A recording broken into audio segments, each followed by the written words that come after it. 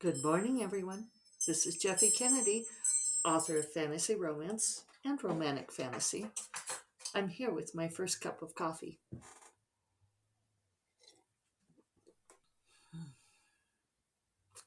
Today is Monday, January 3rd, 2022.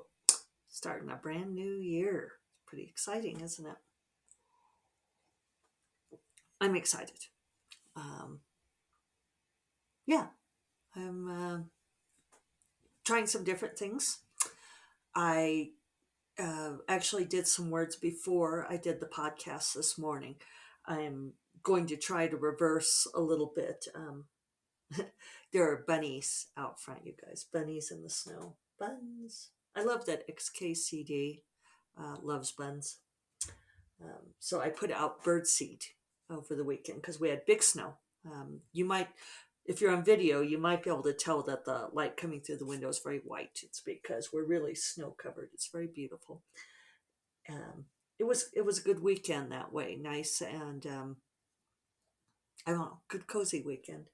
So I put out bird seed for the birdies, and turns out for the bunnies too. The bunnies are coming in under the bird feeder.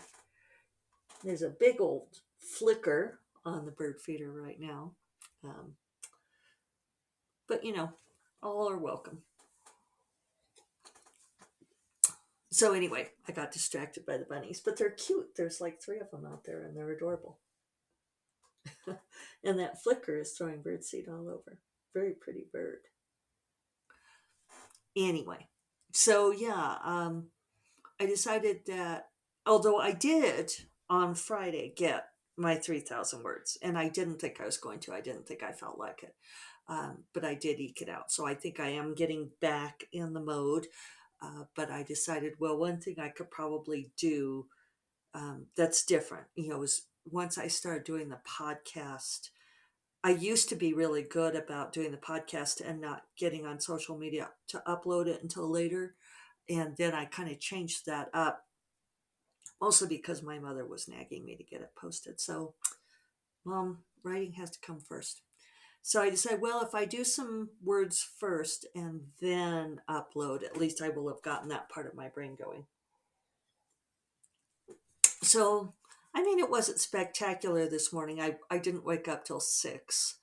Um, So if I wake up earlier, that will help. But I got almost 500 words so far this morning, writing from 7:51 to 8:30. So I think that's a good start to the day. Excuse me. So so yeah, I'm trying that.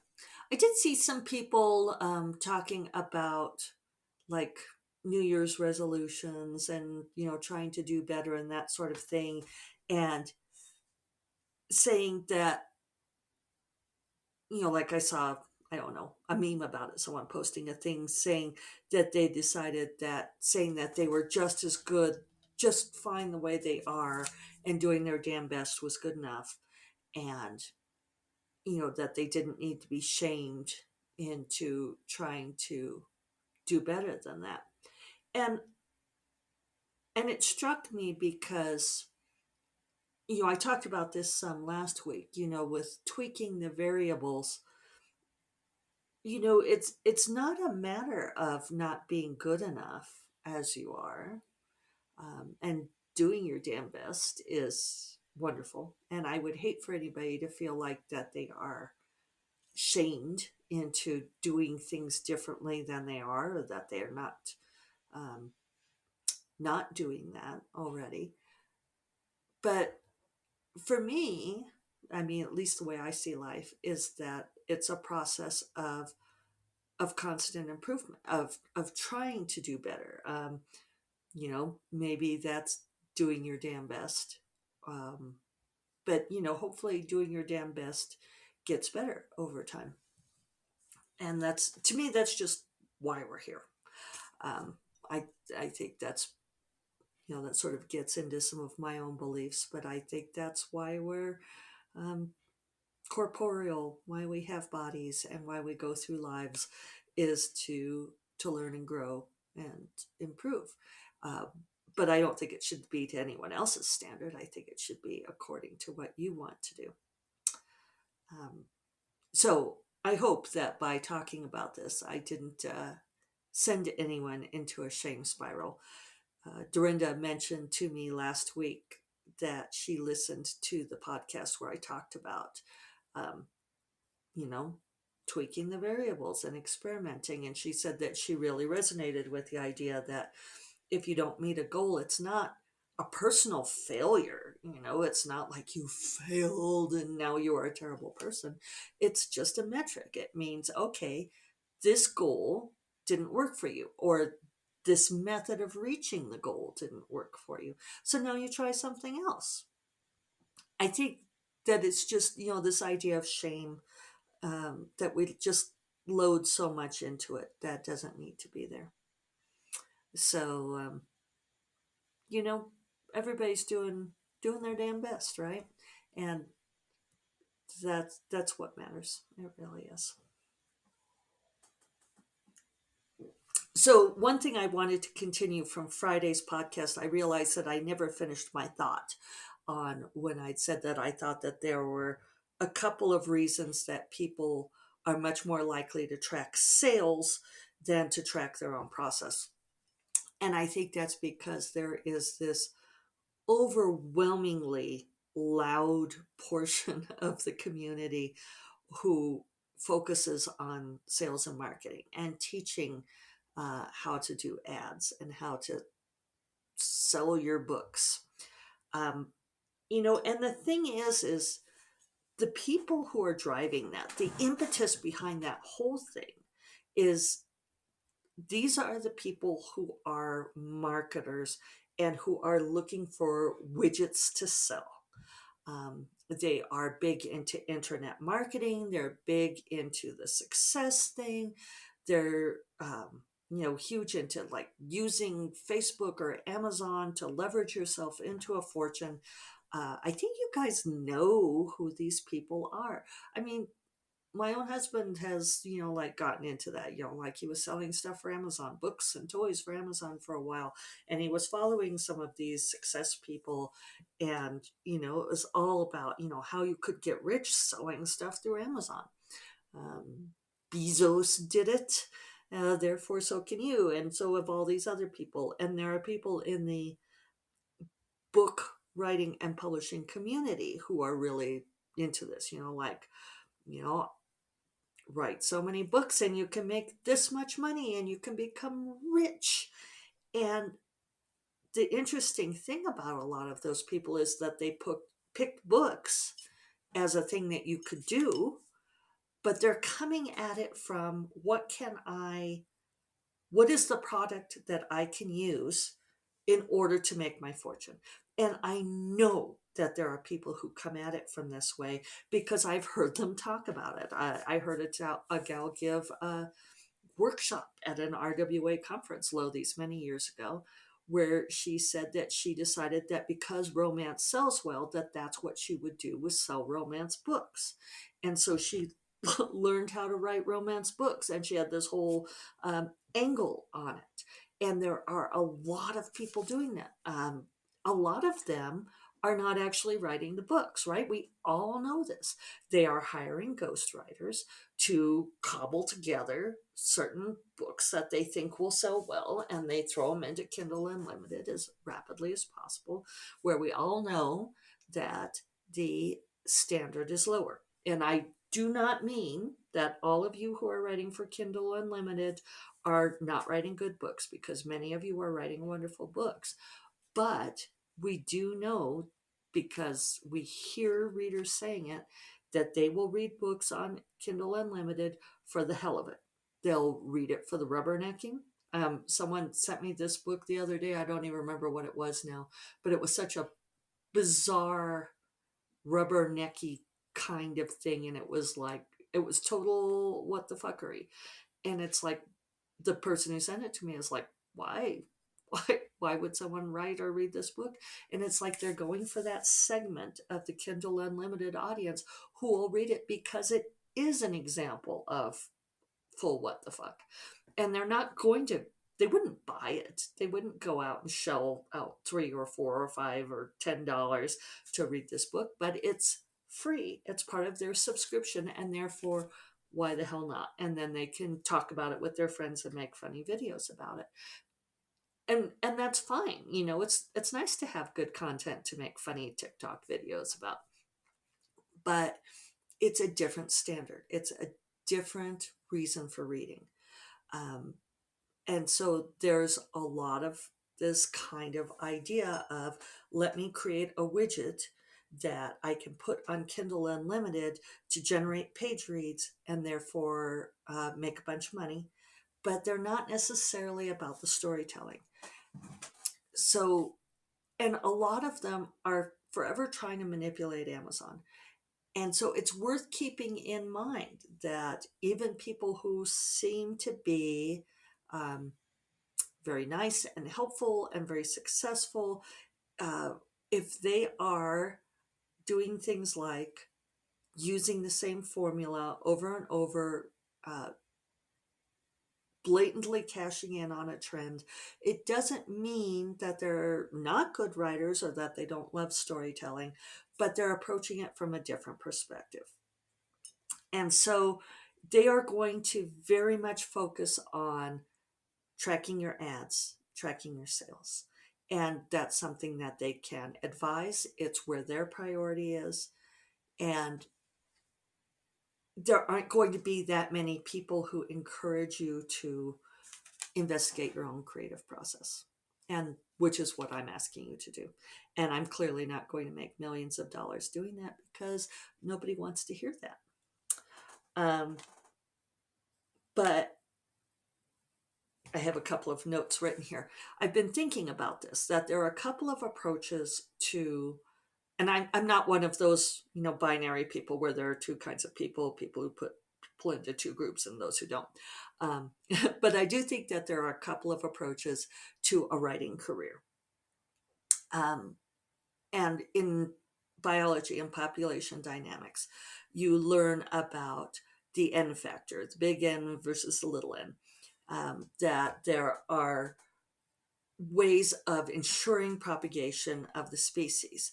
And one end of the spectrum, that way we avoid the binary, one end of the spectrum is to have lots and lots and lots of babies with very little parental investment. So insects, reptiles, fish lay lots and lots and lots of eggs, thousands of eggs, some of them. And you hope that a certain percentage, or you count on a certain percentage, surviving simply through sheer numbers. And we see some of this, like it's very upsetting with like the sea turtle babies, that the eggs hatch and all the little baby sea turtles run for the water and the seagulls come in, all the predators come down for the feast, and you get like maybe a couple of them making the water. And it's a problem because they're an endangered species. But let's say this was our world was not teetering on the edge of uh, environmental catastrophe. This is how it's supposed to work, that you lay 100 eggs, 10 babies make it to the water. Um, that's that's a good number. That's, you're playing the odds. The other end of the spectrum is to have high parental investment and few babies. So humans fall in at that far end of the spectrum, right? Humans have usually one baby at a time, maybe two, maybe a few more, but then that's really getting down into the very low percentages, right? So let's say humans typically have one baby and they give intense parental care to that infant.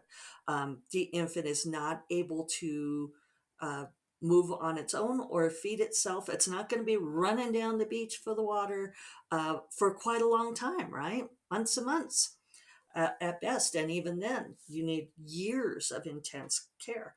Um, so if you think about it, I was thinking about it, that I have friends who write um, like short novels, short novellas, short stories, and they spend months and months and months making that story the very best that they can be. that it can be. They really go for what are they contributing to the genre, uh, and sometimes it pays off. Like I have one friend who was asked to speak to an insurance company about near future and the future of health insurance in a world teetering on the brink of economic and environmental catastrophe, and they paid her $10,000 to do it because insurance companies have that kind of money, but also because she has a perceived expertise. And that is something that she has honed through very, very careful work on books that do a very particular thing. Uh, on the other end are people who are more like me, who write a lot of books and hope that a few of them make it to the water. And I don't know that we necessarily choose these things. I've had good success with my books, but none of them have been a phenomenal success. I wouldn't say my friends' books have been a phenomenal success either, but they've done very well and they have won awards. And so that positions her in a certain niche. So the thing is that no matter what you do, you are kind of playing the odds, right? Like the human end of the spectrum with your baby, you can invest 18 years of your life, 20 years of your life in raising this child to carry on your gene pool, and they can get drunk and get killed in a car accident, and you've lost all those years of investment. Um, you could lose all of your sea turtle babies before they ever make it to the ocean. It's a gamble either way, right? So it sort of depends on how you want to play the odds. But I do have a different friend who spent a lot of years trying to write the amazing book that would be sold to an agent and, do incredibly well, be sold to Tor or whatever and win all the awards and all this kind of thing. And she said that it was kind of the group that she was in with, that's what they were all trying to do. And she said she realized that she was really playing the lottery for high stakes, that she was investing years and years and years of her life into writing this one book that would sell incredibly well. And she was looking at doing my model of trying to write more books faster and see what hits. Um, I don't think I chose to do it this way. It's because I tend to write fast. And I don't know. I don't know. There's other aspects there where I used to spend a lot of time on writing something that was going to be perfectly elegant. And I don't know, maybe I don't think my voice is for that or my perspective. Maybe I'm unwilling to do certain things. Maybe I'm unwilling to invest 18 years of my life in my book, baby. I think we all make this choice anyway. Uh, and I don't feel like I write that many books that, I'm not doing a book a month or a couple books a month. I'm not paying ghostwriters to write my books so that I can hit the algorithm. Um, but I am coming from the perspective of that I'm writing books because I love to write books and I love the story. And so I'll wind up with something that happened to a friend of mine. She got a uh, a 1-star review that called her out in particular. And I sure am hearing a lot of this kind of thing with reviewers. If you want to write a negative review, totally you're right. Don't tag the author. Don't call out the author. This review called her out and told her to stay in her lane, that she should not try to branch out and write a different genre than what the reader loved. And, you know, yeah, if you were manufacturing widgets, then that would be a fair criticism. It would be like, well, I really love Diet Coke and I want to drink Diet Coke and I want it to taste exactly like Diet Coke every time. And that's great. And it's like, how dare you experiment with lemon soda? Uh, the thing is if you're a writer, sometimes you want to experiment with lemon soda, and you do not owe it to your readers to manufacture Diet Coke. Uh, Go to other writers for that, I guess, the ones who are manufacturing widgets. But I thought that that was really a remarkable thing. Stay in your lane. How about no? How about, I mean, she told me that and she was upset. And I said, well, fuck her. Fuck anyone who tells you to stay in your lane. Uh, yeah, it's just, I think that that goes for all of life, right? Um, Anytime someone tells you to stay in your lane, they're not thinking about you. They're trying to control you. And fuck them all. On that note, I'll remind you all that First Cup of Coffee is part of the Frolic Media Podcast Network, and you will find more podcasts you love at frolic.media/podcasts. I will talk to you all tomorrow. Take care. Bye bye.